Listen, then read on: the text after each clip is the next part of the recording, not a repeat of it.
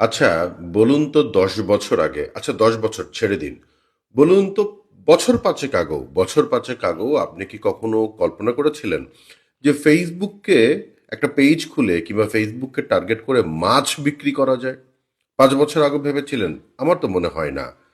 ফেসবুকে যে মাছ বিক্রি হয়, যেই মাছ আমরা নিচে গেলে ওই যে বিভিন্ন মামারা হাঁড়িতে করে বিক্রি করে, মানে অলিতে গলিতে। আর বাজার তো আছে, লোকাল যে বাজারগুলো আছে বাজারে কিনতে পাওয়া যায়।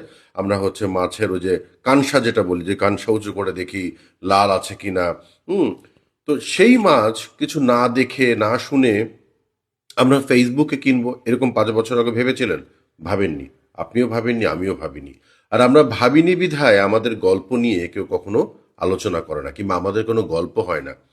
কিন্তু সেই ছেলেটি ভেবেছিল, যেই ছেলেটি কিংবা যেই মানুষগুলো ৫ বছর আগে ভেবেছিল যে ফেসবুকে সবাই তো কাপড় চোপড় বিক্রি করছে, ঘি মধু বিক্রি করছে, আমি নতুন কিছু করব।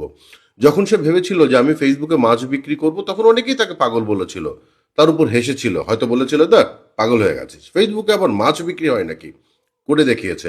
এখন এরকম অসংখ্য পেজ ফেসবুকে আপনি দেখবেন যেখানে লাখ লাখ টাকার বিক্রি হয় মাছ ফেসবুকে। শুধু আপনার ভিডিও দেখে, আপনার মাছের ছবি দেখে মানুষ পৃথিবীর বিভিন্ন প্রান্ত থেকে লাখ লাখ টাকার, হাজার হাজার টাকার মাছ অর্ডার করছে। দেশের বিভিন্ন প্রান্ত থেকে আমরা মাছ অর্ডার করছি। এই যে একটা অদম্য সাহস এবং নতুনত্ব ভাবনা, এগুলোই আপনাকে সবার থেকে আলাদা করবে। আর আপনি যদি এরকম ভাবতে না পারেন, তাহলে কিন্তু হবে না। সেই যে গড়পড়তায় কাপড় বিক্রি করছি, গড়পড়তায় কসমেটিক্স বিক্রি করছি, গড়পড়তা হচ্ছে ঘি মধু বিক্রি করছি, আর কত। ৫ বছর আগে যে মানুষটি ভেবেছিল ফেসবুকে মাছ বিক্রি করব, ৫ বছর পর তাকে দেখে এখনো হাজার হাজার পেজ হয়ে গেছে কিংবা কয়েকশো পেজ হয়ে গেছে। কিন্তু যারা সঠিকভাবে প্ল্যান করে কাজ করছে, তারা ঠিকই কিন্তু সফল হচ্ছে।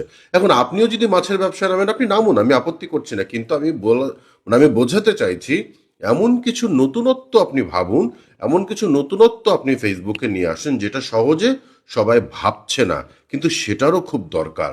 মানুষ অনেক কিছু ভাবে না, ভাবাতে হয়। মানুষ অনেক কিছু দেখে না, দেখাতে হয়। সেই যে নতুন করে ভাবনা, নতুন করে দেখানো, তখনই একটি নতুন গল্পের জন্ম হয়। সে গল্পটা হতে পারে আপনার। আমি কি বোঝাতে পেরেছি? আর হ্যাঁ, এটাও আবার অনেকে ভাবতে পারে যে আমি কি শুধু নতুনত্ব করলেই হবে? না, নতুনত্ব করলেই হবে না, মার্কেটিং আপনাকে লাগবে। দেখুন, একটা বিষয় হচ্ছে আপনি যত ইউনিক আইডিয়াই করুন না কেন, মার্কেটিং যদি সঠিকভাবে না হয়, তাহলে সেই যে নতুন, সে নতুন জিনিসটা আর নতুন হয়ে মানুষের কাছে পরিচিত হয় না। আমি কি বোঝাতে পেরেছি? তা আপনার আইডিয়া হতে হবে নতুন, এবং সেটার জন্য মার্কেটিং হতে হবে বুঝে এবং পরিকল্পনা করে। মানে ইমোশন দিয়ে কিন্তু বিজনেস হয় না, এটি আমি আগেও বলেছি।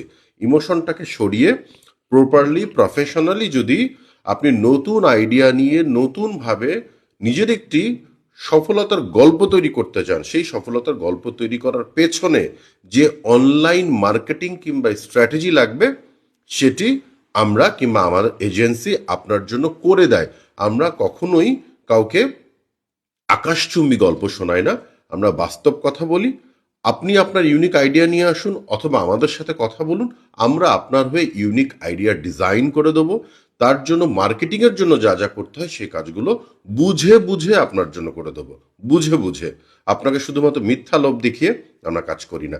তাই আপনি যদি আপনার নতুন একটি গল্প তৈরি করতে চান এই অনলাইন দুনিয়ায়, সঠিক মার্কেটিংয়ের জন্য চাইলে আমাদের সাথে হোয়াটসঅ্যাপে যোগাযোগ করতে পারেন। ভালো থাকবেন।